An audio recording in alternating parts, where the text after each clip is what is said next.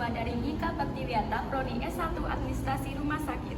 Video ini dibuat untuk menyelesaikan tugas manajemen logistik medik dan non-medik dengan dosen pengampu Bapak Sapari Hasan SIP MNS. Kami dari kelompok 2 akan mempresentasikan hasil dari kerja kelompok kami dengan judul Klasifikasi Inventaris ABC Unit Farmasi. Pada bagian ini dilakukan analisis unit farmasi terhadap 20 item obat dengan total nilai 4,9 miliar. Apakah kalian tahu gimana sih cara menghitung persentase pemakaian dan persentase kumulatif dalam analisis ABC? Ya, saya tahu. Sama dengan persen pemakaian selanjutnya dijumlahkan secara bertahap dengan nilai sebelumnya.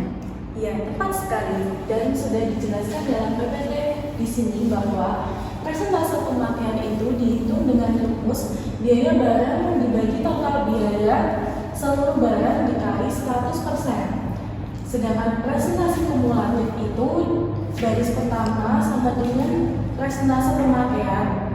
Kemudian baris berikutnya sama dengan kumulatif sebelumnya ditambah presentase pemakaian. Selanjutnya adalah klasifikasi item ABC. Hasil analisis ABC terdiri dari 3 kategori. Kelas A, kelas mahal, terdiri dari 2 item yaitu doxorubicin dan meropenem, menguasai 69,93% anggaran meskipun hanya sekitar 10% dari total item, menunjukkan prinsip Pareto sehingga perlu pengawasan ketat. Selanjutnya kelas B, kategori sedang, terdiri dari 4 item yaitu clopidogrel dan ceftriaxone dan lainnya, memiliki nilai kumulatif hingga 85,53%, pengawasan cukup penting. Kelas C, kategori murah, terdiri dari 14 item yaitu dexamethasone dan paracetamol serta lain-lain. Jumlah item tidak banyak tetapi nilai investasi paling rendah, menunjukkan pengawasan lebih rendah. Berikut adalah 5 klasifikasi item teratas, klasifikasi item FAN. Yang pertama ada doxorubicin, ada meropenem index, ada clopidogrel, ada ceftriaxone, ada omeprazole index, dan terakhir dexamethasone index. Kenapa dexamethasone di luar dari 5? Karena pemakaiannya hanya 7 juta per tahun, jauh di bawah omeprazole 280 juta yang menduduki peringkat kelima dari sisi biaya. Namun status FAN-nya tetap vital sehingga gabungannya CV masuk prioritas pertama dalam logika ABC FAN. Semua obat vital berapapun harganya wajib dijaga ketersediaannya dengan standar tertinggi, zero stock out.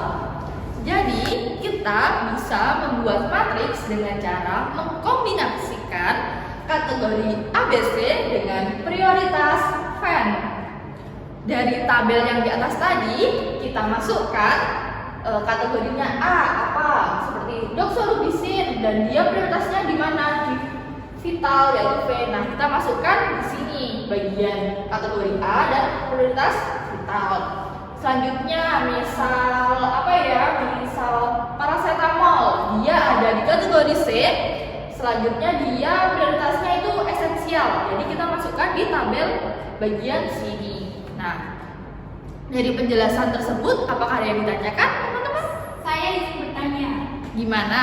menurut Anda bagaimana cara menentukan prioritas pengadaan obat berdasarkan kombinasi analisis ABC dan FAN? Baik, terima kasih pertanyaannya. Jadi jawabannya kita melakukan prioritas pengadaan obat dengan kita memilih kategori A dan prioritas vital. Kenapa seperti itu? Karena prioritas vital ini yang menyangkut nyawa pasien. Dan kategori A itu obat yang mahal, jadi butuh pengawasan paling ketat. Setelah kita memprioritaskan yang kelas A, kita memprioritaskan kelas B. Kenapa? Karena pengelolaannya itu bisa disesuaikan dengan tingkat kepentingan medis masing-masing. Jadi urgensinya tidak menyangkut nyawa pasien. Nah, selanjutnya ada kelas C. Meskipun harganya murah, namun kelas C ini tetap bersifat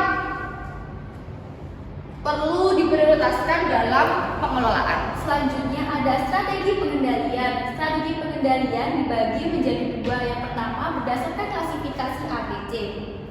Klasifikasi ABC dibagi lagi menjadi 3 kategori. Yang pertama kategori A, yaitu doxorubicin dan meropenem.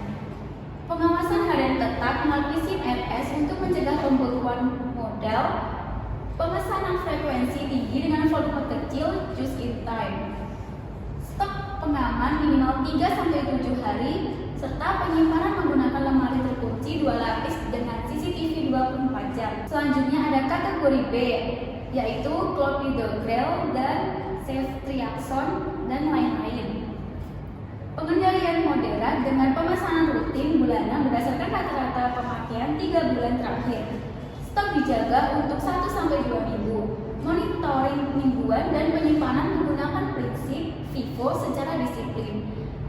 Yang ketiga, kategori C, ada 14 item kurang lebih 70% dari jumlah semua item. Fokus pada efisiensi administrasi dengan pemesanan massal setiap 3-6 bulan. Stok pengaman tinggi 1-3 bulan menggunakan sistem to buy, serta monitoring cukup visual atau laporan bulanan tanpa pengawasan harian digital. Yang kedua, berdasarkan status fan, dibagi menjadi 3 kategori. Pertama, vital, ketersediaan bersifat mutlak, zero stock out, pengawasan dilakukan secara real time dengan dukungan kontrak darurat dari beberapa pemasok. Yang kedua, esensial, fokus pada ketersediaan dan alternatif substitusi obat untuk menjaga kontinuitas terapi. Yang ketiga, non-esensial, pemesanan dilakukan saat anggaran tersedia tanpa stok pengaman khusus. Jika tidak terpakai selama 3 bulan, diusulkan untuk penghapusan dari formularium rumah sakit. Sekian presentasi dari kelompok 2, kurang lebihnya kami mohon maaf. Wassalamualaikum.